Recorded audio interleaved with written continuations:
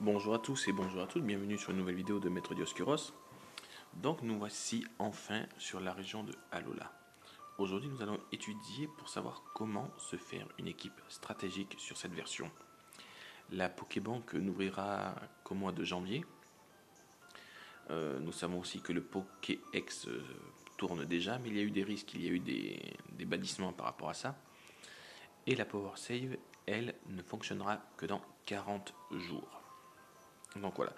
Bon, c'est pas le problème puisque moi je n'use pas de la Power Save, je n'use pas du Pokéx. Donc je vais vous apprendre comment faire une équipe stratégique en 7G à la main. Donc voilà, pour l'instant je ne connais pas toutes les données des nouveaux Pokémon. Je ne suis pas encore, bon en strat, mais je commence à monter mon équipe. Et je vais vous donner quelques astuces. Donc, déjà, pour commencer, ce qui est intéressant à savoir, c'est que la pierre stase peut être trouvée sur des nodulites sauvages et ou en combattant Alteo sur la première île, pour ceux qui se souviennent de lui. Et sinon, nous avons le nœud destin à l'arbre de combat. Voilà, pour 48 points de combat. Voilà, donc la base est donnée. Ensuite, une fois que vous avez fait votre œuvre, donc on va dire que vous avez réussi à avoir un métamorphe supérieur à la moyenne, bien supérieur à la moyenne, ou encore le must du must exceptionnel. Maintenant, il vous reste à l'entraîner. Alors, je vais revenir vite fait sur le métamorphe exceptionnel. Vous pouvez avoir métamorphe exceptionnel. Je ne sais pas pour ceux qui se sont intéressés plus que ça au jeu, mais il y a un endroit où on vous propose de vous échanger des capsules d'or ou d'argent contre des tisons. Donc, je vais vous expliquer comment avoir ces tisons et comment faire monter les EV de vos Pokémon. Alors, c'est très simple. Vous allez dans. Alors, je suis parti sans trop vous expliquer. Donc, vous allez sur le Poké Loisir. Sur le Poké Loisir, vous avez vos petites îles. Là, par exemple, c'est un champ. Là, vous pouvez récupérer tout ce qui est les petites baies sur l'îlot relax. Et ce qui va nous intéresser pour les entraînements. Alors, l'îlot expédition vous permettra d'avoir des tisons. Pour 30 tisons, il faut qu'ils soient de la même couleur, donc 30 tisons rouges, 30 tisons jaunes ou 30 tisons verts. On vous échangera une capsule qui permet d'augmenter les IV. Donc même si vous n'avez pas un Pokémon exceptionnel, grâce à ça, vous pourrez l'améliorer. Ensuite, donc pour avoir des tisons, il faudra envoyer des expéditions sur l'îlot Farfouille. Et pour les EV, ce qui nous intéresse, c'est l'îlot Biscotto. Alors sur l'îlot Biscotto, vous pourrez choisir la stat que vous voulez monter et vous choisissez le nombre d'heures. Ça équivaut à un point d'entraînement en fait. Donc ça veut dire que par exemple, là, on va prendre mes Pokémon, donc que j'ai mis en entraînement. Brindilou par exemple, il a gagné 63 EV en attaque physique. Voilà. Donc pour monter les EV, vous avez là. Voilà. Alors c'est très simple. Donc maintenant je vais essayer de vous expliquer correctement comment faire, puisque je n'ai pas. Cette vidéo est improvisée, je n'avais pas du tout prévu de la faire, aujourd'hui du moins, mais je l'avais en tête, et puis voilà que, coup de bol, j'ai 1 heure devant moi, donc je la monte et je l'improvise. Donc vous allez dans un centre Pokémon qui se trouve sur sur la troisième île, et vous pouvez acheter tout ce qui est protéines, calcium, etc. etc. Donc il faut savoir que par exemple une protéine équivaut à 10 EV en attaque. Donc par exemple pour Brindidou, ce que je veux faire pour l'instant, c'est que je vais lui mettre 252 EV en PV et 252 EV en attaque. Donc je lui ai donné 10 protéines, et là je le fais monter pour l'instant de 99 points, puisque c'est le maximum par section, en attaque. Donc du coup, quand il aura fini son entraînement, il sera déjà à 199 EV d'attaque physique. Voilà. Bon, j'espère que là vous avez compris, que j'ai été clair. Donc, on va résumer un peu ce que j'ai expliqué. Ce qu'il faut faire, c'est avoir des tisons. Ou avoir directement la chance d'avoir un métamorphe exceptionnel ou bien supérieur à la moyenne. Ensuite, une fois que vous avez ce métamorphe, vous n'hésitez pas à vous lui donner le nœud destin.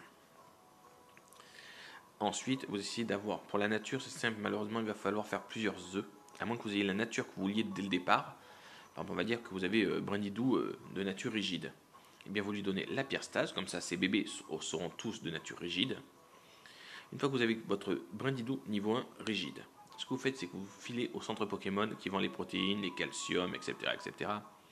Vous achetez 10 protéines, 10 PV, 10 PV+, vous lui donnez, donc du coup vous avez 100 EV en PV, 100 EV en attaque, et vous terminez votre entraînement sur l'île Biscotto.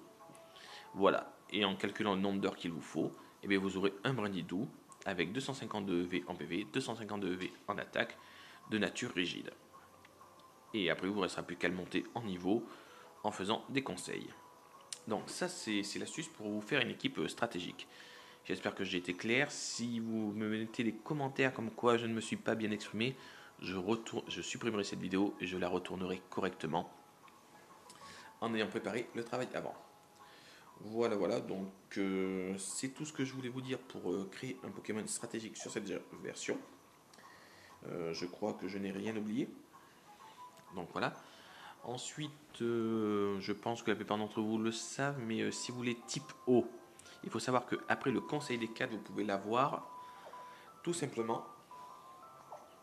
Vous pouvez l'avoir. Type O se trouve au paradis éther. Après avoir battu le conseil des 4, vous allez dans la réserve et un Gladio vous le donnera. Vous pouvez aussi avoir un deuxième Pokémon légendaire de votre version.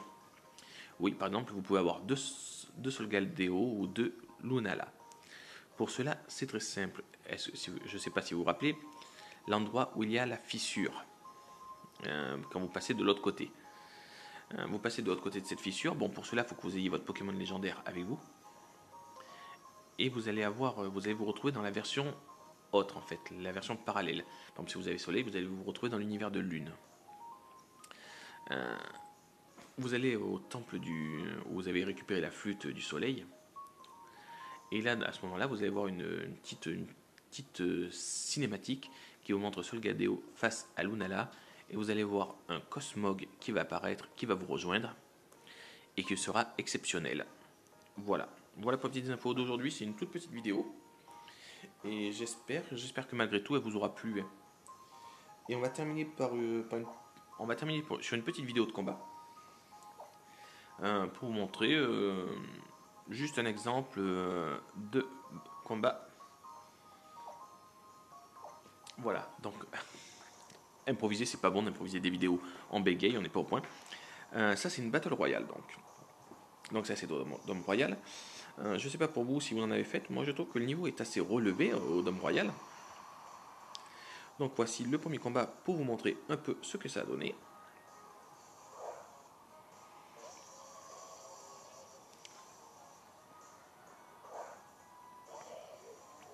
J'espère vraiment que vous apprécierez cette première vidéo sur Pokémon Lune et Soleil.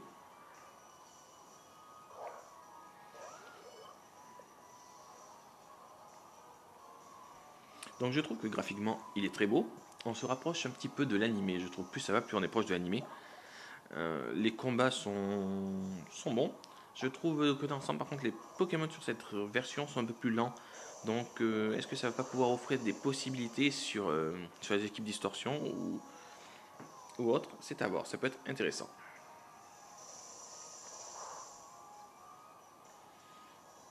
J'espère que vous laisserez aussi vos avis sur ce que vous avez pensé de cette nouvelle version et où vous en êtes, etc. etc. La prochaine vidéo que je ferai sera sûrement sur les modes rang, où on fera peut-être un petit direct, on verra ce qui nous intéresse le plus.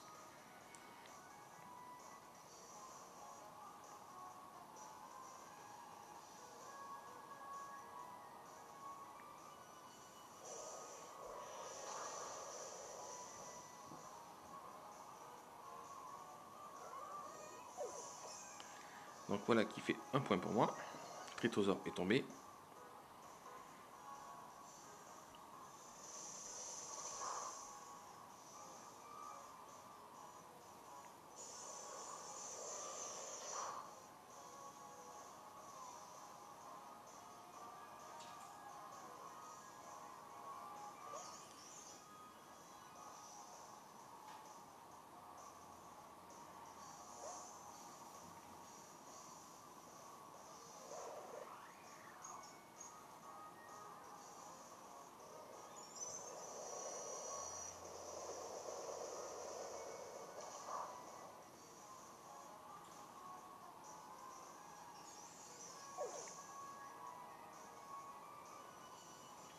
Donc je pense vraiment que l'IA a été vraiment repensée dans cette version du jeu.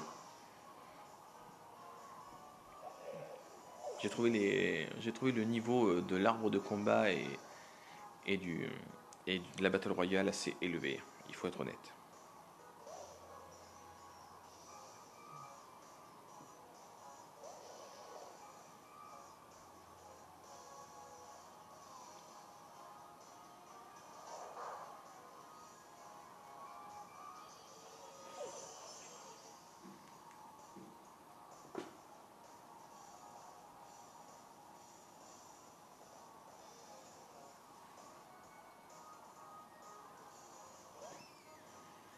Donc Oratoria de type haut effet.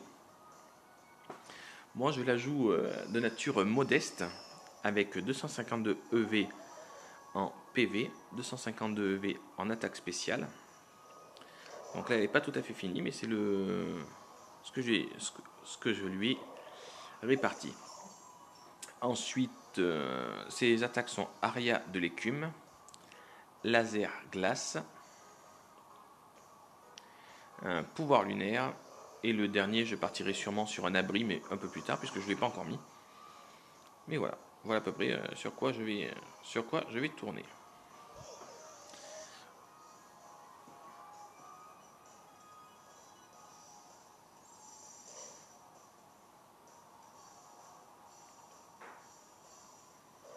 Donc Oratoria qui a quand même un bon potentiel stratégique.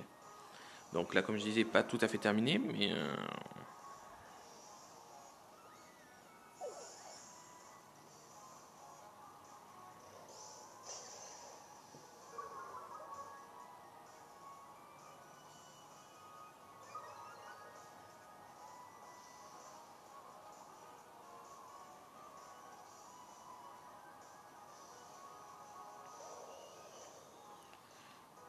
donc Sylvalier, donc l'évolution de type eau qui évolue grâce au bonheur. Alors lui c'est différent parce qu'il a 95 de basse stat dans toutes ses stats du coup. Donc ce qui offre la possibilité de le jouer de plusieurs manières. Donc je n'ai pas encore fait ses EV. Et tout simplement parce que je réfléchis. Je pense que je vais le jouer physique. Ça m'intéresse bien.